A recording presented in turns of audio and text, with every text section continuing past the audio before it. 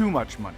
But how much would you need to be paid to have excruciating pain for life, to have your happiness taken, your joy in life decreased? We recover millions for our clients because that's fair and just. There's only one Morgan & Morgan. Well, right now on Today in New York, the coronavirus pandemic new overnight.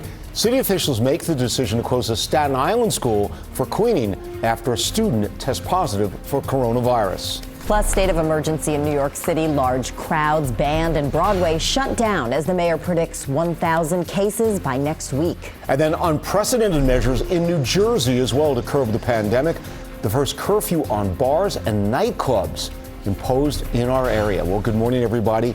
4 a.m. right now on this Friday. It's March 13th. I'm Michael Gargiulo. And I'm Jen Maxfield in for Darlene. Lauren Scala's tracking the roads and rails. But first, we want to check in with Storm Team 4's Maria LaRosa here with today's weather headlines. Good morning. Good morning. It is mild, a little murky. We have some showers, so a bit of a mess for the Friday morning. But I have great news by this afternoon. So just sit tight with me here. You get a sense of it. It is low clouds, mist, and I'm tracking some rain right now through the area. Storm Tracker 4, it's spotty and not everywhere, but we're seeing little pockets of some of that heavier batch coming up from the south through Nassau County currently. This is going to continue through the morning hours, but what has me concerned for the next few hours is this batch. That's the steadier rainfall that really could slow you down between, say, 7 and 9 this morning. So if you're going to be out and about at that point, just be aware of that. Otherwise, if you stepped outside, it's pretty mild. 45 in the city with that mist, 48 in Hempstead, 42 in White Plains, 48 in Newark, even to the north and west, mild. We have temperatures near 40 degrees in Monticello.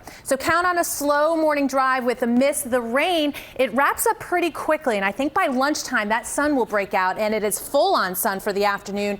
3 p.m. temperature 65 degrees. Some of us may top out in the upper 60s, but keep in mind by 3 o'clock into this evening the winds are picking up 20 to 30 miles per hour. So I'll talk more about that coming up. First, let's get you out the door, grab the keys, MetroCard, whatever it is, mode of transportation today. What's going on, Lauren? Not too much out there. There's a few things happening. Obviously, as the morning goes on, we'll probably have more issues because of the weather conditions. But at the moment, there is an accident southbound on the Major Deegan out by Fordham Road that takes out a lane. So if you're headed that way, just use caution. And then an authorized truck that shouldn't have been on the Hutchinson River Parkway struck the overpass northbound by Weaver Street. So a bit of a delay there. The right lane is out. Of course, I'll continue to keep you posted. Jen and Michael, back to you. All right, Lauren, thank you very much. Now, as the number of novel coronavirus cases surges in the tri-state area, city officials are taking some pretty drastic measures. New overnight, we have learned that a Staten Island school will be closed today after a student there tests positive. Meanwhile, Mayor de Blasio has declared a state of emergency in the city, banning large crowds. And events at Madison Square Garden are canceled. Broadway is shut down, and some of the city's most popular tourist attractions, including the Natural History Museum and Carnegie Hall, are closed. Changes to our way of life. We have team coverage this morning. Today in New York's Ken Buffa. Ken's live in New Rochelle, but first we want to go to Today in New York's Tracy Strand in New Dorp in Staten Island. Tracy. Well, Michael and Jen, that announcement coming from the Department of Education just this morning announcing that a student here at New Dorp High School tested positive for COVID-19, and as a result, 2 buildings on the island will be shut down today. I want to show you video now of New Dorp High School because this comes just hours after the principal said no one here had it. One confirmed case, however, led 2 buildings to shut down, New Dorp High School and the Hungerford building.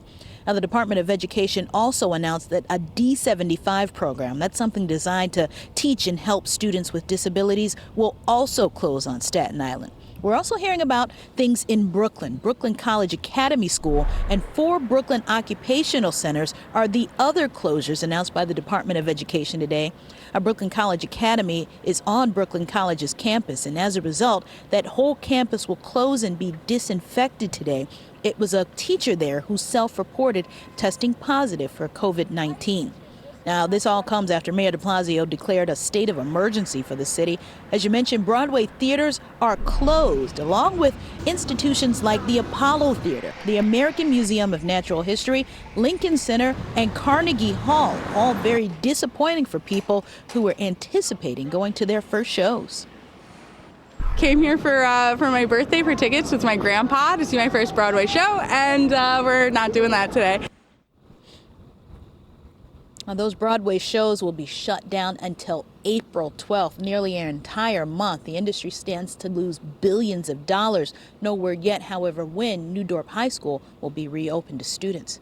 We're live in New Dorp, Staten Island. Tracy Strahan, today in New York. Michael Jen will send it back to you. All right, Tracy, thanks very much. Now, despite the city being under a state of emergency, public transit will not be impacted. MTA officials say even though there has been a decline in ridership, the regular service will continue. They have, as we've been showing you, extra crews out cleaning subway trains and stations regularly. Officials say despite rumors that the system could shut down, transit officials say that will not happen. The number of coronavirus cases on Long Island has now reached 61. 20 of those cases are in Suffolk County. County Executive Steve Bellone issued a state of emergency to authorize emergency spending as needed. In Nassau, 41 cases have been reported. County Executive Laura Curran declared the outbreak an imminent threat to public health, which allows her to cancel or postpone events. Now, in Westchester County, testing for the virus is going to begin today at New York's first mobile testing center in the containment zone as it remains in full effect. Today in New York's Ken Buffa is live from Glen Island Park with more. Ken. Well, Glen Island Park looks a lot different now. There's state police here as we wait for these labs to come here. Northwell Labs will be sending a mobile testing site, like you said, to accelerate testing of residents here. Now, this is all in an effort to slow the state's biggest outbreak of COVID-19. Officials are urging residents who have symptoms of novel coronavirus and have an appointment come here where they will get a swab of each nostril before it's packed, sealed, and processed back on Long Island. Now, away from Glen Island, National Guard members are handing out food to families affected by school closures, the containment zone, and other outbreak problems. They've set up mobile grab and go stations at 3 different locations around the city where they will distribute more than 400,000 pounds of food. Officials are also disinfecting public areas in the containment zone. Now, the zone, of course, a 1-mile radius originating from Young Israel Synagogue, linked to a majority of cases in the New Rochelle cluster. Now, here, large gatherings are banned as authorities try their best to contain the spread. Activated us to help out the community. We're not here in hazmat suits or anything. We're just here handing out. We volunteered for this mission, so we're here to help out the community any way needed. Now, there's been no time frame yet as when this mobile lab will go up. As of right now, you will need an appointment to see somebody here to get tested. As for those grab and go stations, those will open up around the city at 9 a.m. That is latest from here in Glen Island Park in New Rochelle. Ken Buffa, today in New York. All right, Ken, thank you very much for that. Now to Bergen County, where all 75 districts there are shutting down this afternoon until further notice and switching to online learning. This affects 170,000 students and 16,000 teachers. The announcement comes after a curfew imposed in Jersey City, forcing all bars and nightclubs to close at 10 p.m. The last call came much earlier in late-night hotspots in Jersey City. This after the mayor there's new executive order put in place. It's to prevent large gatherings at bars, nightclubs, and even some restaurants. The curfew is implemented for any of the city's establishments that carry a liquor license. If it closes at 10, it's going to force me to go back home earlier. I thought it was kind of weird, though, because, I mean, all the neighboring towns don't have the same policies. Jersey City's mayor says they're just trying to be proactive. At this point, there are no confirmed cases of coronavirus in the city, but the mayor says people with it may have passed through. All right, this was such a big story, the coronavirus shutting down all professional sports across the country, including March Madness, with the NCAA tournament less than a week away. Players actually pulled off the hardwood at several arenas yesterday, including MSG, at halftime of the Big East tournament. The Yankees, they were on the field when Major League Baseball canceled the rest of spring training yesterday. Opening day will also be delayed by 2 weeks. The NHL putting the hockey season on pause. In the NBA, a second Utah Jazz player, New York native Donovan Mitchell, tested positive for the virus. The league had already suspended the season on Wednesday. Even if we're out for a month, even if we're out for 6 weeks, we could still restart the season. You know, it might mean that then the finals take place in July, late July. Well, after playing the first round of the Players' Championship yesterday, the PGA Tour announced last night it's canceling the rest of the tournament. It also says it's canceling 3 other upcoming PGA Tour events. Well, today could be a better day on Wall Street after having the worst day since 1987's Black Monday. Yesterday, the Dow Jones lost more than 2,300 points. Overnight, Dow futures took a huge swing from being down 500 points to start to being up more than 800 points in just the past few minutes. The S&P 500 and NASDAQ are also expected to open up.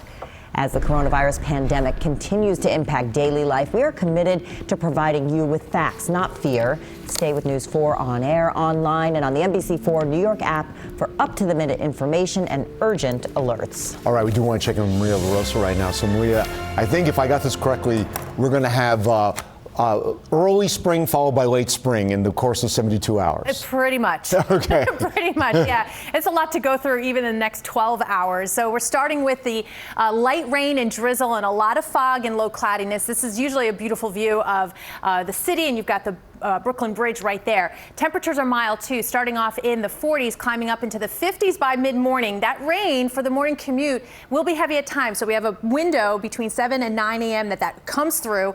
Believe it or not, we'll see the sun break out by midday and a quiet evening rush.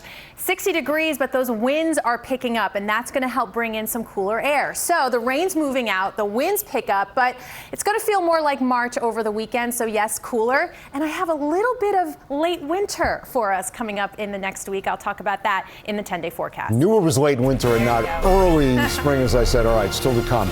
An urgent call. The lawmaker says New York needs to stop waiting for the FDA's approval and just start their own coronavirus testing. Plus, how the White House is responding to fighting the pandemic and why some experts say it's not enough. If you are getting on the subways at this early hour, there is overnight track work out there on 11 subway lines, so expect delays in service changes until 5 a.m. If you're getting on the major commuter rail lines, so far so good. Everything running on or close to schedule, and we'll take a live look outside at the Staten Island Expressway, where everything is moving along nicely in both directions by Clove Road. We'll have more on everything you need to know to get out the door when Today in New York returns.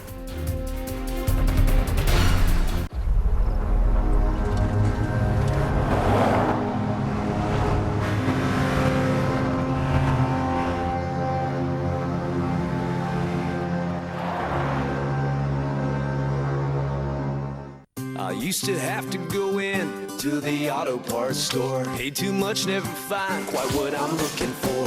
Now I just go online to Rock Auto and see all the parts my car will ever need. Lower prices, more parts, more brands. It's so easy to find the right parts fast. All the parts your car will ever need. Rock Auto. All the parts your car will ever need. RockAuto.com.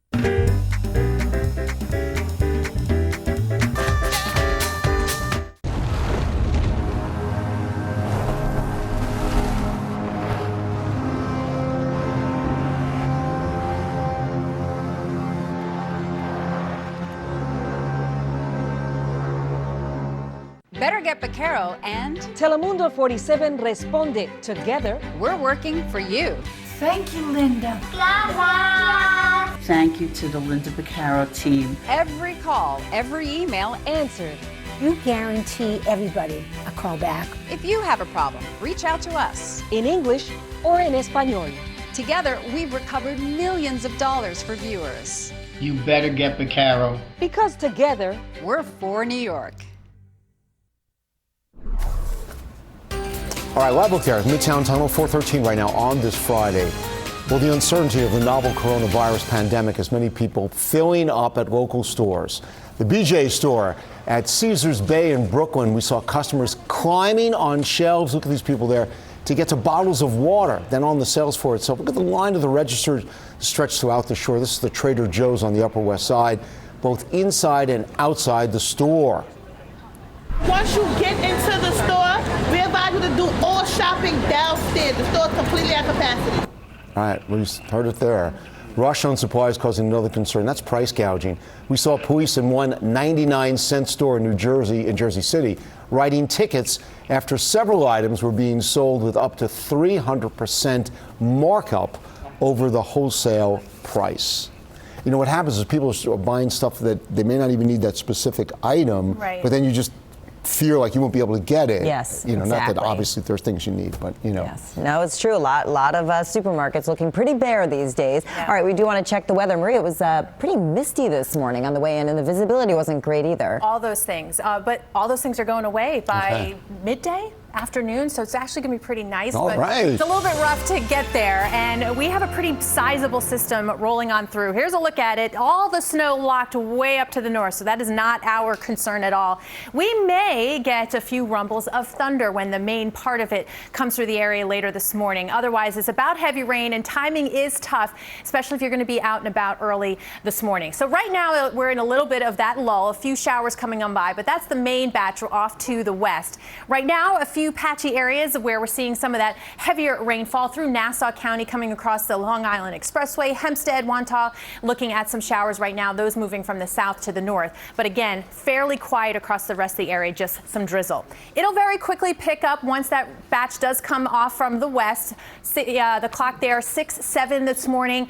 Heavier rain, batches of that coming on through, but look how quickly it sweeps on by. By 10 o'clock, it's through the city. By noontime, it's cleared Long Island. And then we just wait for the clouds to follow, and it will. By 2-3 this afternoon, that sun comes out, and I think that will help us peak early, about 68 degrees. So if you're out at that point, it'll definitely feel like spring. At this point, though, too, the winds are going to pick up. So those gusts be 20-30 miles per hour. So we'll have that to contend with. Well, let's talk about the temperatures, too, right now. You can see a lot of mist. Northeast winds keeping us cool at 45 degrees. We'll be into the mid-50s by later this morning with that surge of weather coming through. And then we peak at 68 degrees. Winds out of the west, 10 to 20 miles per hour. It'll be a chilly overnight tonight. That is going to be the case. 39 degrees tomorrow morning, still brisk. So there will be a little bit of a wind chill factor. And we only make it into the mid-50s on Saturday. Cool, but with that sunshine hanging on as well.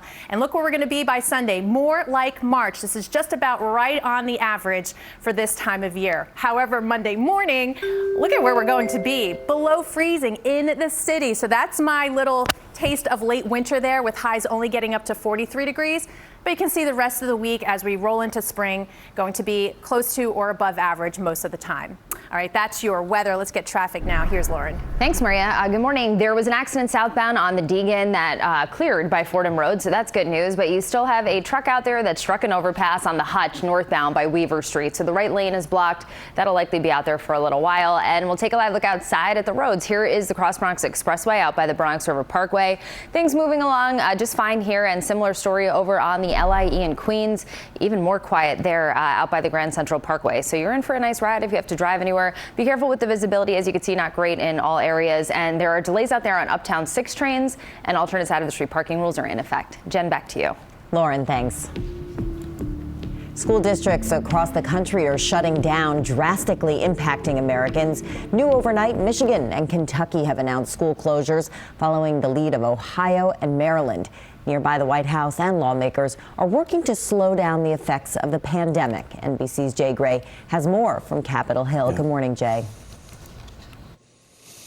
Yeah, Jen, and I know it's cliche, but this really is uncharted territory, not only here in Washington, but across the country, as you're describing here. And it seems to be changing, the situation, the conditions by the hour. Let's talk about what's happening today. And we know that the president's ban on travel from Europe will take effect later this evening. How does that break down? Well, only foreign nationals are really under this ban. Anyone who's a U.S. citizen who's overseas obviously can come home, but they're being urged to self-quarantine by the president, and obviously he wants them checked before they get on those planes and make their way back here.